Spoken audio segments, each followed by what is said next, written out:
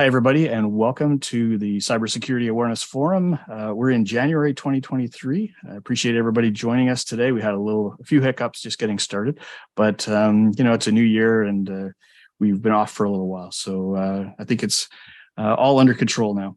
So just wanted to let you know, this is sponsored by ClickArmor. I just mentioned us at the very beginning, and I'll mention that at the end if we finish before the hour is up and people would like to discuss it. I'm happy to talk more about ClickArmor and what we do as a gamified security awareness training platform. So this session is part of a continuing group of live panel discussions that we have been doing, not religiously, but on a fairly regular basis through the summer and fall.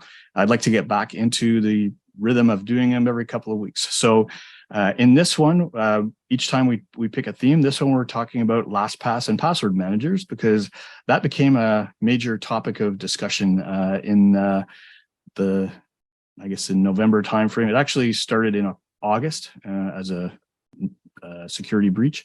And we had a few more updates from LastPass until December, when it actually just became aware that they were kind of misleading us. And so now there's a whole lot of discussion around it.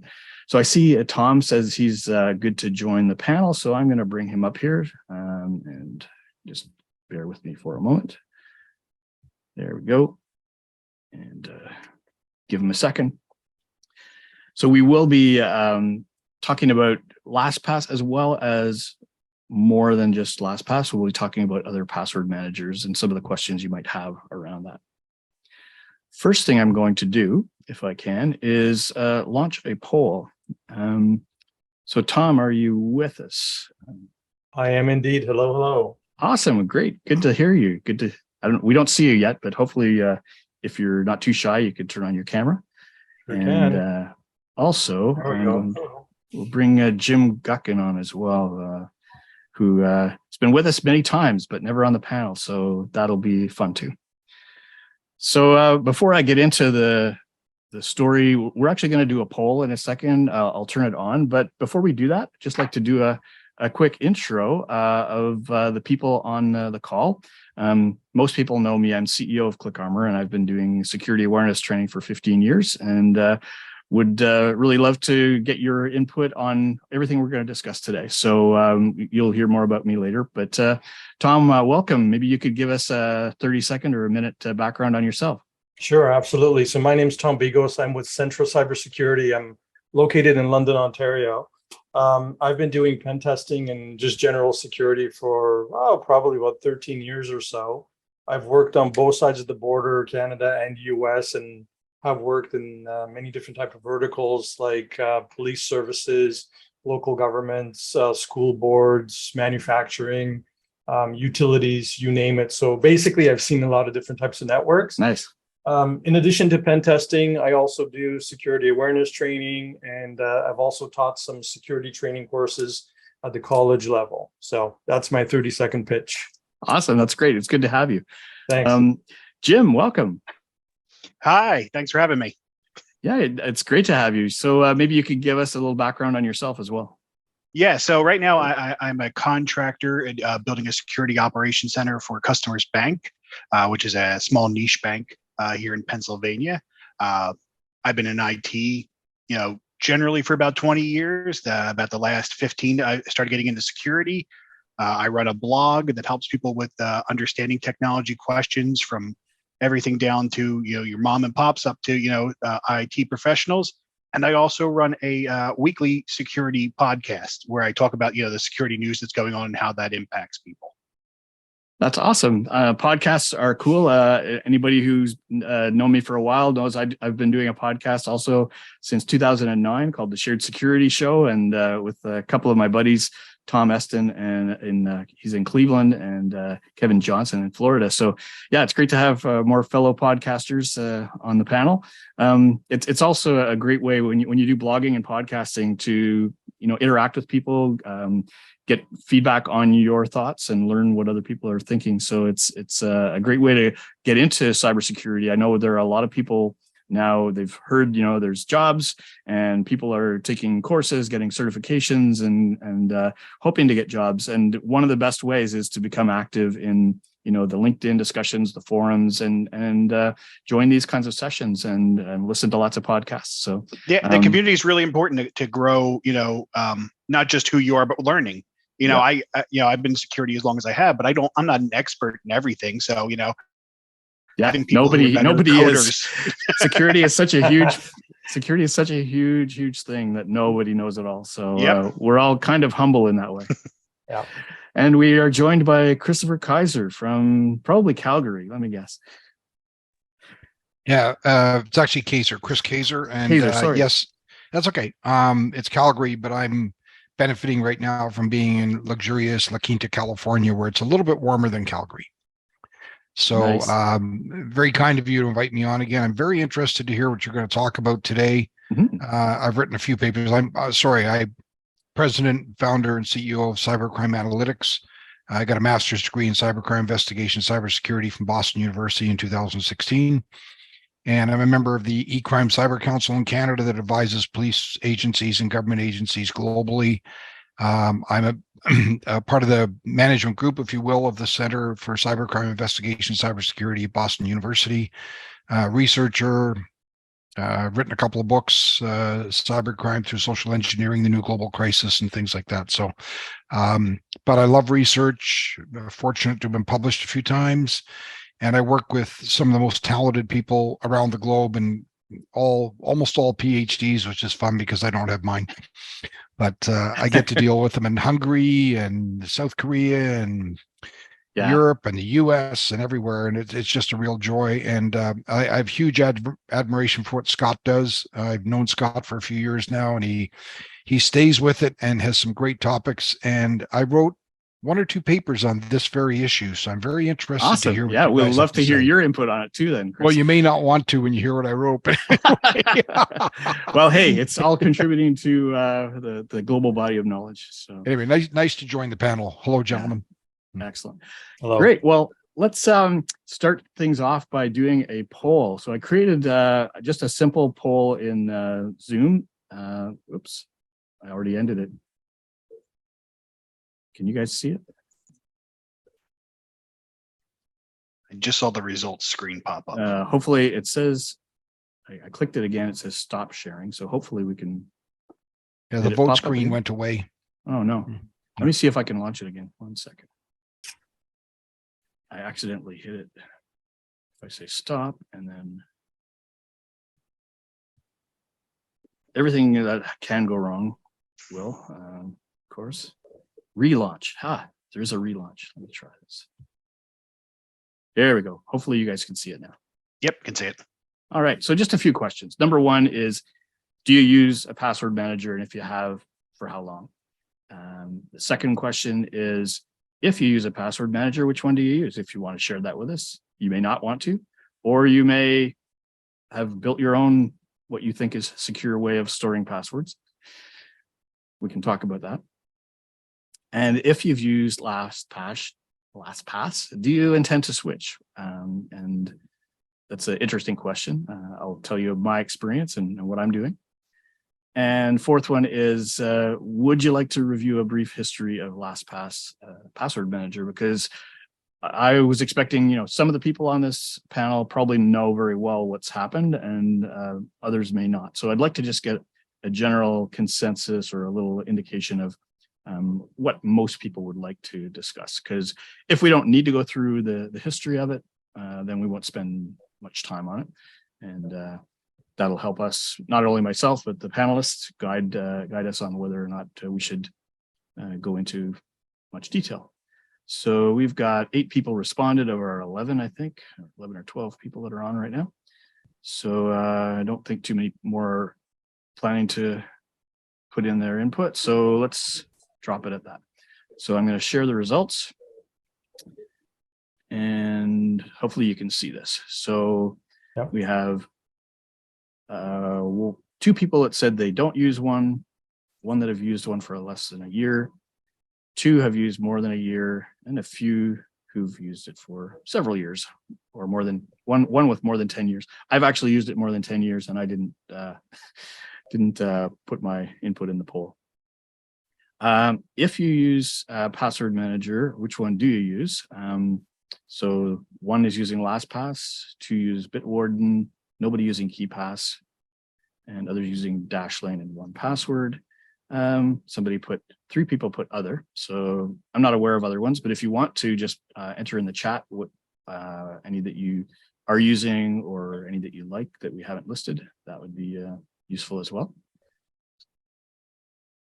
And people who have used LastPass, 3 are planning to switch, 2 are not, and 3 don't know. So maybe we'll help you decide today. That'd be maybe one of our goals for the session. So just going to go to the comments. Keith says, does not allow you to add the password manager you use if you chose other. Okay, yeah. So use Keeper. Good. So I thought I had Keeper in there. Maybe I missed it. Anyway, you're right. I didn't put it in there. So thanks very much for that, Keith.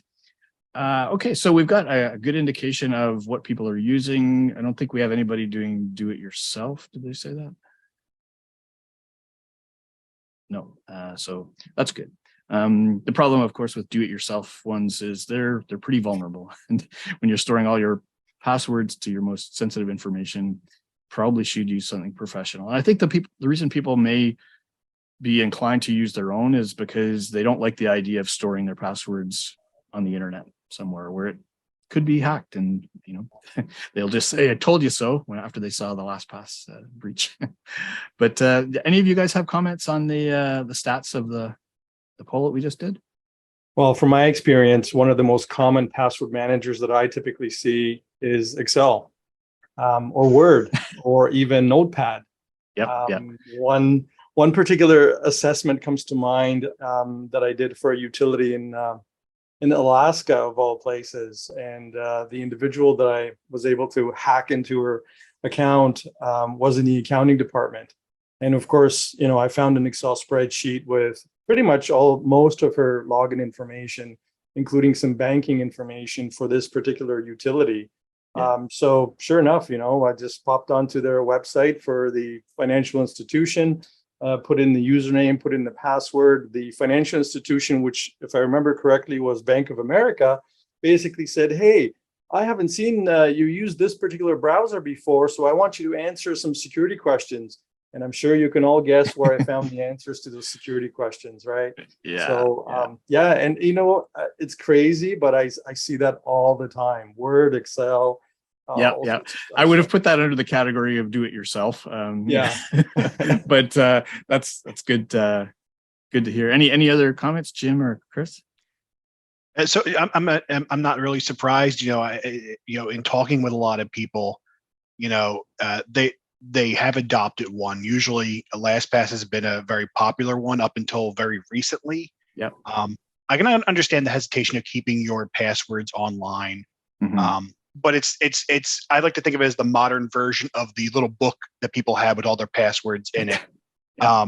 It's what your risk tolerance is for that. I mean, I prefer it for most people and I recommend it for most people, just because, it gives you that ability to have secure passwords across different websites easily that people can remember. And especially like in a corporate environment or a business environment, you have, accounts you need to share and stuff like that. So it's really great for doing it. But I'll even say, I can admit here, I have LastPass. I have used it for 5 years. Yep. And, even as a security professional, am I going to leave it? I've been waffling back and forth. I have 2 other ones that I sync up right now with all the same passwords in it. But like even me, like, someone who lives cybersecurity and looks at all the news, I don't even know if it's worth it to change to a different one, because I've gotten comfortable with it. I know it has all the stuff in it, but it did raise a lot of questions, and people are going to have those questions against any of the online password managers, regardless if it's Bitwarden and stuff like this. But I think what was interesting, to kind of cap off what LastPass was we learned a lot more after the incidents. that we didn't know before. So, it may not have been as secure as we were led to believe. And then you have to push that to all the other password managers the same. Yeah. What I find really disturbing with respect to LastPass is the fact that this, correct me if I'm wrong, but I think this is number 3 in terms of breaches that they've had in the last, 10, 15 years. Well, they've had more than, I think they've had 7 or 8 over the last. Oh, okay. Yeah. I know there's 2 or 3 just within the last 18 months at this point. And there's been arguments, especially in, some of the dark web places where I hang out. Was there 3 or was there 1? And we're just getting different phases of it. Yeah. It's a good question. Christopher? Yeah, it's the one thing I find interesting in all this is that, sorry, hang on one sec. Thought I was getting feedback. Is regardless of how often people are warned about or cautioned or educated about the issue of passwords, I understand the reluctance and the confusion of people when it comes to passwords, as we all do. You go into sites, you try to use the same password for a while. You go to one site, it doesn't take asterisks. You have to use an exclamation mark. Oh, now I have to remember that one's an exclamation, all this kind of thing. And they go to a password manager because obviously, like any business, they're good advertisers, good marketeers. What concerns me about it when I give my webinars and things I've written about is this automatic assumption that, well, at least if I go to a password manager, I'm okay. Nothing can happen. And so I say to people, well, it's probably better than the way you're doing it by having the Post-it note stuck on your computer screen. But don't get this immediate false sense of security that because I'm using a password manager, the risks of my passwords being disclosed has gone to zilch. And as we know, we're talking about LastPass and others. I guess it's no different than anything else when you think that anything can be hacked at any time. There isn't a system in the world that can't be hacked due to social engineering, for one. You get in to somebody and gain access to a system and you're in. So I guess in summary, I'd say for some people, depending on the complexity of their passwords and the business they're in and what they do, a password manager is much better than the way they do it now. But I would caution everybody, just don't go in blindly. And the easiest way to do it, I think, I advise people do a search, type in LastPass, type in any of these other ones, and just see if they've ever been breached. That's it. And if they have, it doesn't mean you should never use them, maybe, but at least do a little checking and do it. Right. And Chris, let me just add on to you, because I had an event at not the company I'm at, but a company I was consulting for, where they were using a password manager. I forget exactly which one, and it actually helped stop a social engineering attack because they were so used to it filling the form in for them. When it was a squatted domain, it didn't match what the password manager thought it would and didn't fill the password in. They're like, well, this is weird. And they end up calling the help desk and all that stuff. But, finding a right one, eventually, you said whatever the popular one is probably going to get hacked at some point. So, if everyone flees LastPass to Bitwarden, that'll be the next one. It's just, as you said, know what you're getting yourself into, do the research. And see, there's still ones that are, offline that you can have if you're afraid of the online component of it. But as I said, the way I see it is, I'm taking the risk wherever, whether it's a book, whether it's printed, whether it's, there's no way I'm going to remember. I think in my password vault, the 300 sites that I have unique passwords to, I'm not going to remember that. So I want something that's going to help me fill that stuff in. It's just, the first time you go, they were hacked. We're fine. We can move past this. Yeah. But when's enough to move? Yeah. The famous Willie Sutton quote, "Why do you rob banks?" That's because that's where the money is. Why do people hack password managers? Because that's where the passwords are. Mm-hmm. Yeah. Awesome. I'm going to go on to a couple of slides that I put together just to guide our discussion. First one is, how does LastPass password manager work? And I think most of I'm not an expert in the other ones, but I've actually followed a lot of what's going on or has happened over the years with LastPass. And I think it's fairly accurate. This actually is from a page of LastPass's website. So just a little diagram here that shows you, how when you create a master password, what does it actually do? It does 100,000 hashing rounds of a special function that is trying to create a key that is strong enough to actually encrypt your data. And that's why the theory was that it was all this encryption was done on the client side, on your browser, before you actually send it up to the cloud. And the theory is obviously that that's secure, because once it's in the cloud, it's already encrypted, and the LastPass people can't see it. And if it ever got stolen, as in the breach that we have right now, it would have been very strongly encrypted through these 100,000 rounds of hashing. It turns out that that's not exactly what's been happening. So we just found out this past week that some people reported that there was only one round of hashing being done on their password. Now, I don't know if that was from original users from the very beginning, because the number of hashing rounds was one initially. And then as hacking strength got greater, they increased the ability for you to, or they actually increased the amount of hashes, and they gave you the ability to choose how many times your particular password got hashed. So initially it went from 1, I think, to 50, and then 500, and then 5,000.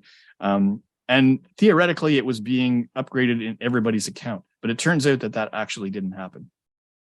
So if everything was being done properly, this kind of architecture, I think, would have worked well. And that's why we all kind of believed it was a safe place to put your passwords. Anybody have any comments on this architecture? Now, as I say, I'm not an expert when it comes to encryption, but from what I've heard from people who understand the encryption, it was even the way that they implemented their encryption that was found out that you can, theoretically attack that encryption cipher. But what really concerned me about the way the encryption works is LastPass's CEO came out and was, well, if everyone's following our best practices for passwords, then there's no problem. And I feel like, one, there's probably not a lot of users who met the minimum requirements, was 16 at the time. And it almost seemed to me like they were setting people up to, oh, well, your password was broken. That's your fault. That's not ours. You're absolutely right. And I think what really happened was, and they made the mistake, was they didn't force people to increase the strength of their passwords when they said that was their recommendation. So there were still people who had old short passwords or weak passwords, and they were never really warned or forced to upgrade that to meet those requirements. So it's not really fair, or it's disingenuous for them to say, well, if you'd been following our guidance, well, maybe I didn't catch it, when you said it. So no, and that was some of the interesting thing, especially when it comes around the hashing, because I do remember at one point, I want to say several years ago, maybe 6 or 7, LastPass did prompt me at one point to go in and increase the amount of hashing that was done. And they had a recommended number at that point. And I want to say it was probably something like 500 rounds of hashing. And, so I did it. I went up, and in fact, I did it higher than what it was recommended for.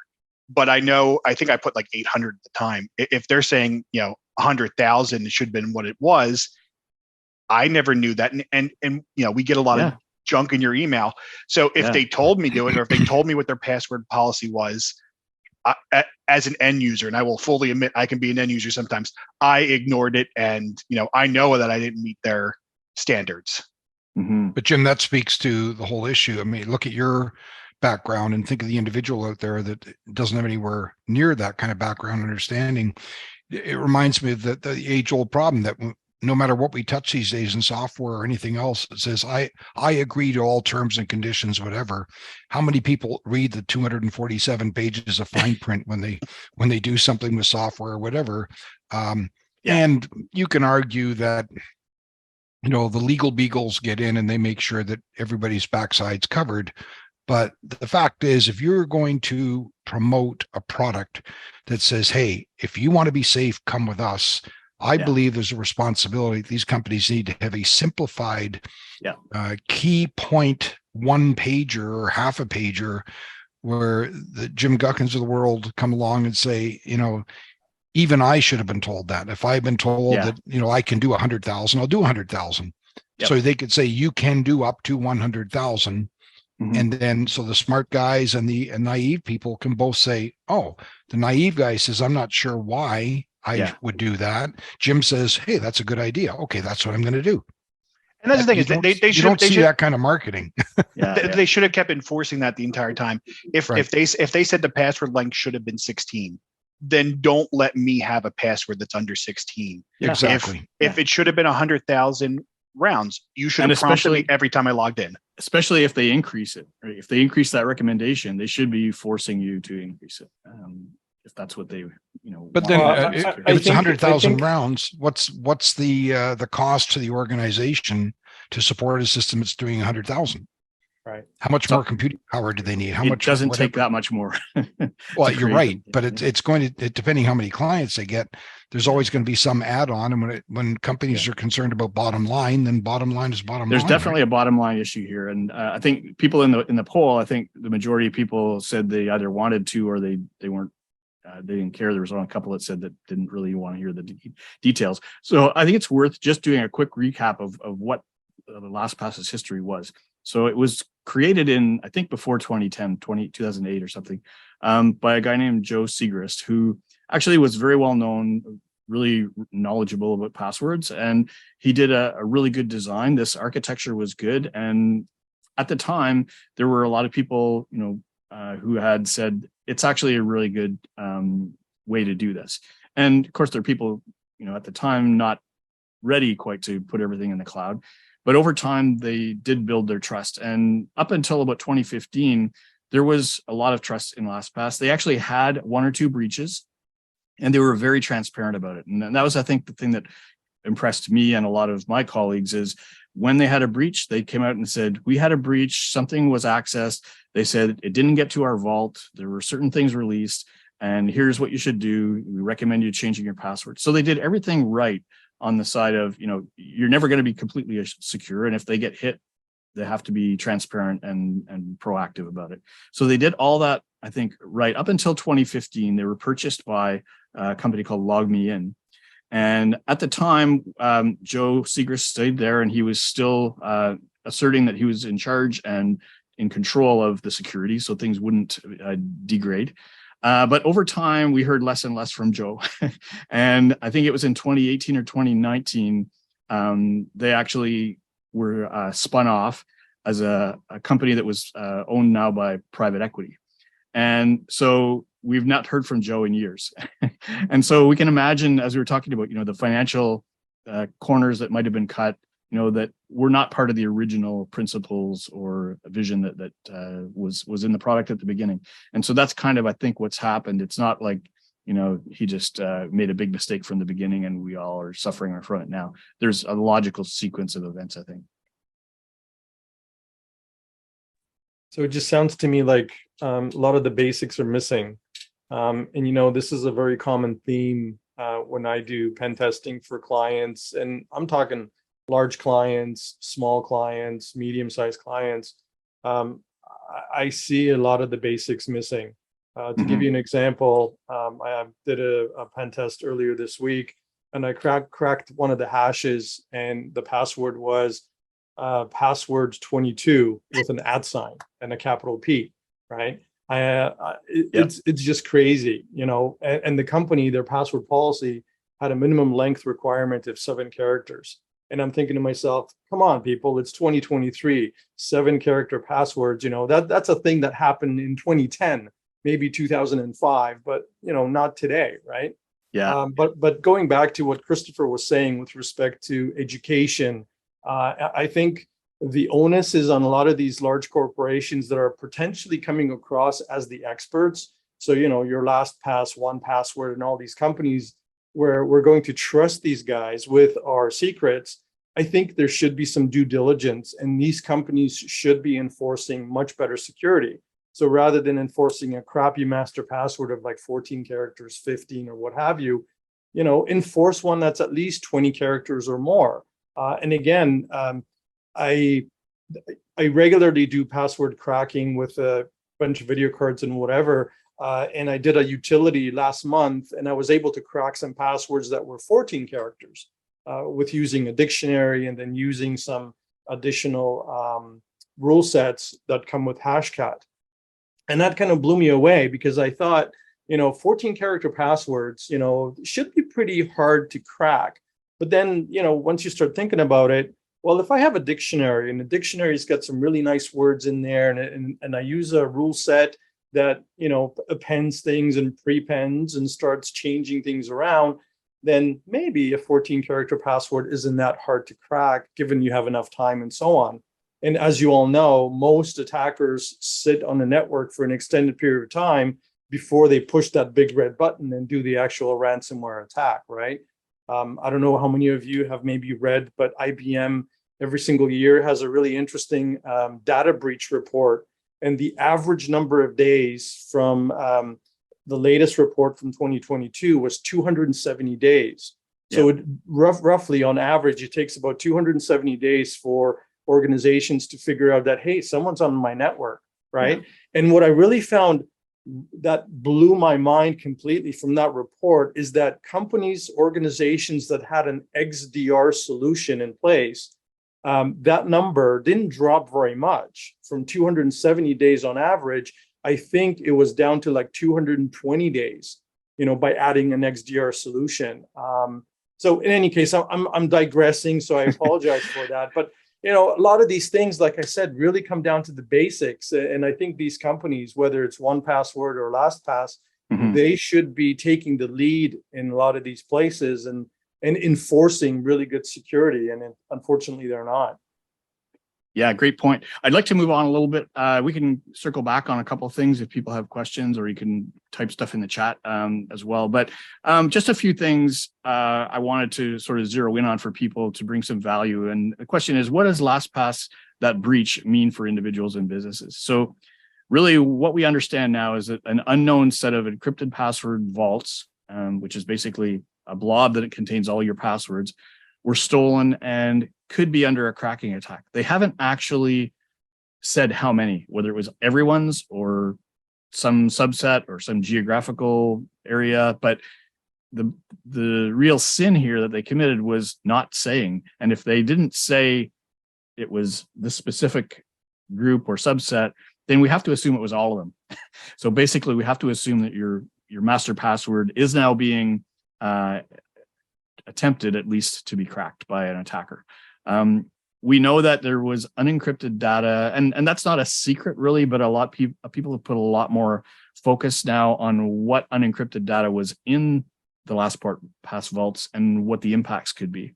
So when you look at information like what websites you have used that the passwords relate to, what IP addresses you are accessing them from, LastPass stores that so that they can actually secure your access. Sometimes let's say somebody was coming in from Russia or whatever, and you can have that denied. And even the iteration counts for that hashing was really important, obviously for an attacker, because now if they know that you only had an iteration count of 1, they're going to look at everybody who had that and focus on those accounts first, because they'll be the easiest ones to crack. And there was other metadata. So there is a lot potentially that could have been exposed. Now you're likely to be targeted. Mostly we thought if you were, high profile or had, some high value things that you might be protecting. But if you had, one of the password iterations of 1, then you're going to be a target there right away. Any thoughts on that, guys? All right. So what immediate actions do people recommend? These are my recommendations. You guys can jump in as well. But, if you use LastPass, make sure you change the master password and important website passwords. It is hard to kind of recycle or rotate things like the secure notes. You can't just go say reset my my driver's license number and things like that. So those are lost potentially if they were managed to be decrypted. You should also change the password iterations count to something over 300,000. OWASP, which is the Open Web Application Security Project, they have studied and they've actually recommended that you should have a iteration count of over 300,100. I'm not sure where the 100 comes in, but just for safekeeping, I've changed mine to 400,000 and something. There's no reason you couldn't set to 1 million. I mean, from a personal point of view, there's no cost. It takes you an extra fraction of a second for them to do those 100,000 iterations, but it makes it many times harder for the attacker to try and crack these things. And of course, let's consider changing password managers now. We've had that lack of transparency. What we didn't really talk about really was the fact that, I think, Jim, you mentioned earlier, there might have been one breach or there might have been several breaches. I believe it was one breach in August, where there was an announcement that an attacker got in and had access to some of their development environment for a limited amount of time. Well, it turns out that developer account may have had access to an entire backup, in a storage, cloud storage area. And so that's why we think now that it's been clarified that there was a bigger damage potential there than was originally disclosed. And just generally some serious oversights by LastPass, like not upgrading people's password lengths and not upgrading those iteration counts, which is a really serious problem not to have increased it for some people from 1 to many thousands. So those are the things that I'm saying should be done immediately. Anything else from you guys? No, and I think the big point here is not that LastPass was technically hacked. Right. Everything, like Chris said, everything will be hacked. Yeah. I think this from anyone who works in security or IT or runs a business needs to pay attention to the hack happened. How you responded and how they responded to it was more detrimental to their reputation than anything else. And, even the fact that there's a lot of people going, well, was this 1, was this 3? It shows that there's a lack of trust in their ability to clean their systems out. And anyone who's been hacked will tell you, number one thing, it is hard to ever go as a security person, yeah, they're out, they're totally out, they're fully clean, we restored the systems. That's a hard thing to say. So I don't blame them if that was one hack. Yeah. How you communicated to people. Even the email I got for this last hack, which was like, hey, just visit our blog for it. Well, why are you sending an email to send me to your blog? Why don't we just tell me the key points? And saying, I don't know if my data was there, but if they can see what websites my account has been to over the history of the time, there are some secure government websites on there. Maybe they were targeting those. That's how maybe they pick their victims, but we don't know, because when a hack happens in any information, and look, I understand from being on the business end that your first instinct is to not share information, but this is what happens when it's this big. People are going to fill that gap in, and that's going to damage the reputation longer than just saying, look, we had 50 accounts that their vaults were hacked. And there are definitely class action suits right now. And a lot more people are supportive of those suits than typically, you see them as ambulance chasers a lot of times, but there is a lot of, I think, substance behind those lawsuits right now. If anyone looks at the Tylenol J&J situation, I mean, that's a study in the very thing that Jim's talking about. When they came out as quickly as they could and said, look, there's a problem here. We got to get these things off the shelves. It's going to cost us a fortune. It happened. We didn't know, how they did it, or they were out there. Yeah. And there was the argument in the business world that you don't dare want to do this because no one will ever buy your product again. It was the exact opposite. Because they came forward. And to add to Jim's point, it's not just them not telling you, it's how long it takes them to tell you. And I believe that's, again, the legal beagle saying, well, hang on, before we go out, we disclose everything. We do this and we do that. Let's really see what the ramifications are going to be. Is there a liability? Are we going to get sued? Well, hang on. In the meantime, your information is floating around out there in the dark web, in cyber world. And so the poor user that's entrusting, whether it's LastPass or anybody else, is fully exposed. And as we know, once the information is out, it's out forever. And then sometimes it's a month, 2 months, 3 months, or even if it's 3 weeks. And you say, well, why didn't you tell me right away? Because I could have gone in. I appreciate the fact you got hacked. NASA gets hacked. Everybody gets hacked at some point, it seems. If you had told me, I would have gone in the next day and changed my password. Yeah. But you left me for 3 months and didn't say anything. There's a lot of that in this case, really, that people are saying, why didn't you tell us? First of all, why didn't they tell us if it was everyone's password or just some specific people's, right?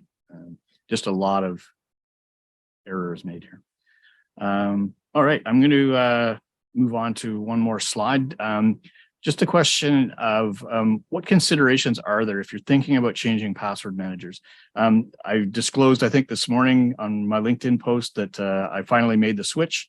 So I exported my LastPass vault last night and imported it into Bitwarden. I had a little trouble at first. Some of my secure notes were a little long and it didn't like them. It had some, I guess, comma separated variable problems. So I went in and deleted some of the old notes that I had, and it imported fine after that. But it works pretty much exactly like LastPass in terms of how you use it day to day. And I'm pretty happy, but there are some things that I think you got to keep in mind if you're going to do a switch. Make sure you read up enough to understand the implications. Set aside some times, like when I had that problem, you don't know how much time you might have to spend. You don't want to leave something like this in the mid process to have it partially out there. One of the things that can happen is you can end up with a file of all your plain text passwords, all your passwords in a file on your desktop that, it's not really a good idea to have it just lying there. So it's okay for a few minutes as you do the import, but you should actually delete that file immediately. And just because you change passwords doesn't mean that you don't have to change or just because you change password managers doesn't mean you don't have to change the passwords that were in your LastPass vault. Many people are saying you should change all of them. If you had as many as I do, I don't think I'm ever going to get around to changing all of them, but I think you have to do it on a priority basis. Say, what are the most sensitive accounts that you should go in and reset passwords for? Now, Scott, I will add, because I'm in the middle, like I was saying, I'm trying a couple different ones and I'm running into the same problem. Some of my secure notes and some of the stuff didn't necessarily transfer and I had to go ahead and clean that up. I can understand that. And I will also really say that organizations, if you did transition from one to another, make sure that dump of the LastPass manager emails is deleted. I can't tell you how many times I found during pen test at organizations that you run into that. They IT does it, and then they forgot to go back in and re-upload it. But the main point of what I was going to say before I got sidetracked is LastPass actually helped me do that. So they have, there's some built-in feature to LastPass where it'll go to a bunch of websites for you and change your password. Now, these are usually the more popular sites like Facebook and some of the ones there. So what I did was I went through my LastPass manager for the sites that it gave me the option to automatically change my passwords. I did, and then I dumped them out so that, good point. Like you, I have a lot of passwords and not every site that I visit, has that ability, but for the popular social media ones and stuff like that, it'll go through and kind of automate that process for you. It's not the best; it fails sometimes. Yeah. But using that extra help might be helpful, especially if you're going to move to a different one, and make sure that the one you're going to has all the features that you like. Most of them give you like a their trial of their advanced versions. Make sure it works on your phones, your tablets, stuff like that, so that you make sure that you're making that jump right, and don't assume like I did with LastPass or any other system that it's not going to be hacked. It's just as vulnerable in those other systems. Yep. But you want to hope that like LastPass originally was, they're going to come out and be very honest with you, especially considering right now they're trying to gain that business. But and if you want to stay in LastPass, look, I am not going to be the security guy who goes, well, that's a bad choice. As long as you're making secure passwords, and as long as you're using different ones on every site, I'm fine if that's what you're comfortable with and staying with it. As I said, I'm on the fence, but I am testing other ones, so I'm probably going to jump because I paid for LastPass. I didn't even just use the free version. I was a paid customer. But now, afterwards, I'm really like, I just don't like the response. It's not the hack, it's the response. Yes. So now I'm trying to find out what other companies do it. And there's some pluses and minuses. So my organization, we block LastPass. You cannot get the LastPass outside of our network. So that's actually a good thing for me to test my other ones to see, what's there. So there was a transfer over. Most of the websites will walk you through it. It's not technical. It's not complicated, but just be aware, like any other conversion from one thing to another, you're going to have some things you just have to work through to make it as tight as it was. And I said, I loved LastPass's extra features. But I'm on the fence right now, and I'm really leaning towards abandoning them, and they've been my password manager, I think, for probably between 8 and 10 years now. Yeah. Right. Tom or Chris, any thoughts? Well, I haven't, I do have a LastPass account, but I haven't used it in years and years. And in fact, earlier today, I logged in just to see what sort of accounts and passwords I had in there. Yeah. Luckily, I think I only had like 30 entries, and none of them were very sensitive at all. But even so, I ended up changing the master password. And of course, I was using the free version. So I wasn't able to use the UB key with the free version, but I did add the Google Authenticator to it and so on. The password manager that I've been using for well over 10 years is 1Password. And I've been very, very happy with it. I read their white paper before I jumped on board to make sure, see how they do their encryption and zero knowledge encryption and all that good stuff. And it's been working really, really well for me. But I completely agree with all of you, all your comments. I think you have to do your due diligence, check in to, make sure the account, the company's doing well, they're doing proper encryption and so on. But again, I think it goes back to the basics, right? Having MFA enabled and those iterations that Scott mentioned and so on. So all these things are very, very much important. Yeah. But, unfortunately, I'm not sure about you guys. Jim, maybe you can comment on this, but from the pen tests I've done over the last, like I said, 12 years or so, very few organizations are actually using password managers. Some are using password managers just for the IT group, and then the rest of the staff, end up using the Excel spreadsheets and Word documents and so on. But, I am or have been seeing a very, very slow progression in some places. Like I've seen Bitwarden, I've seen Keeper in the enterprise once or twice, 1Password for Teams I've seen. And of course, I have also come across LastPass once or twice as well. So I totally agree with you, Jim. I think they're all good. It just really depends on, if you take the time to implement the proper security features within each one of them and you use them properly. I think that's the other problem that some people, right? Having a strong master password, MFA and all that good stuff. Yeah, Tom, to your point, and I'll keep this quick. I have seen an increase like you have over password managers, but I think it's funny because it's not, from a lot of organizations I've consulted with, it's not the IT or the security people who are pushing this.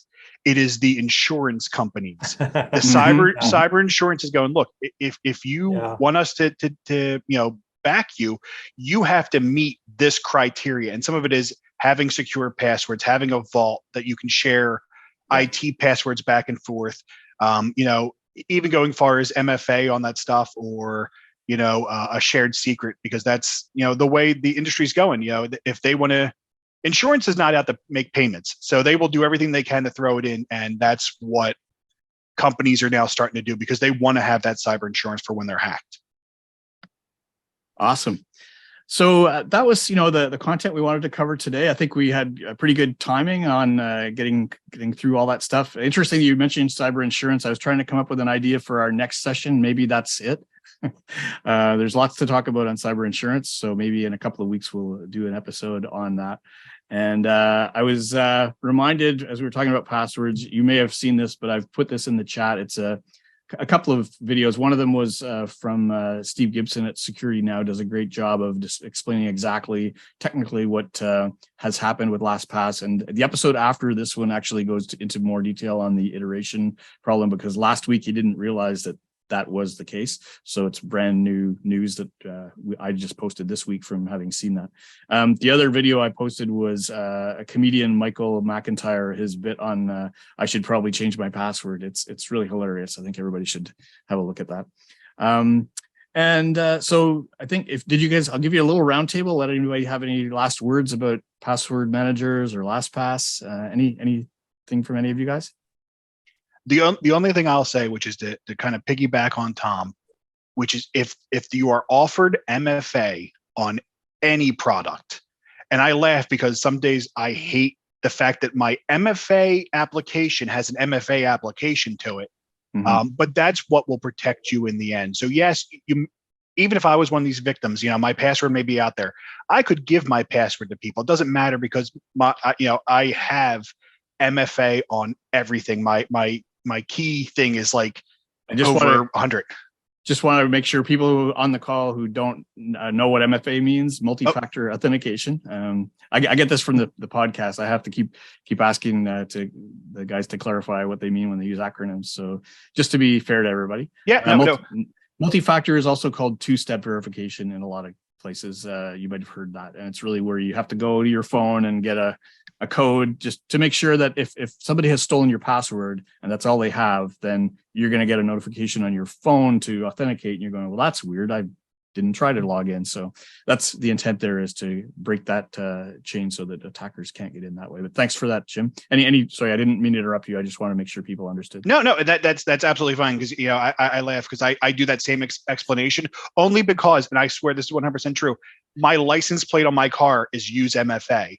So people are like, well, what does that mean? I have to kind of explain what it is. And I'm like, this is the important part of it. And it's because, it's that extra step. And I will also be the first security person to tell you, MFA is not undefeatable. There are ways around it, but it gives you that level that you may at least get a warning and go, all right, something's wrong here. You're such a nerd. We know you're a nerd now. All right.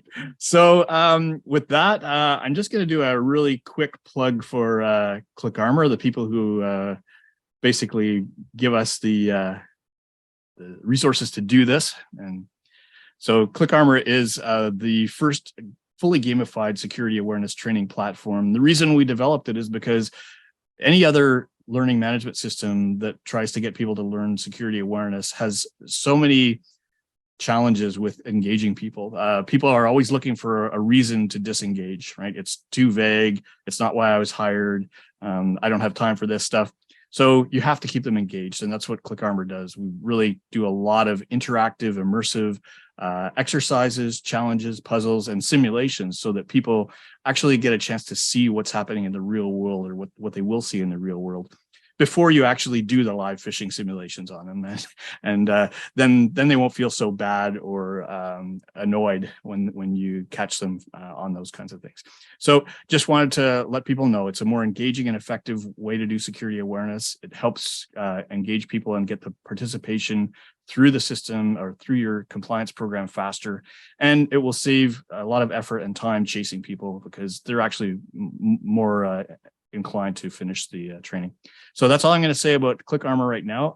I do want to thank everybody. And I think one of the things we like to do is choose a theme for next week. Sometimes I have it chosen in advance, but this time I didn't. I kind of like the idea of doing cyber insurance. So let me know in the chat if there are any other topics that you'd like to see covered in future sessions. We might return to some of them once in a while, because things change and people just join us and have more questions.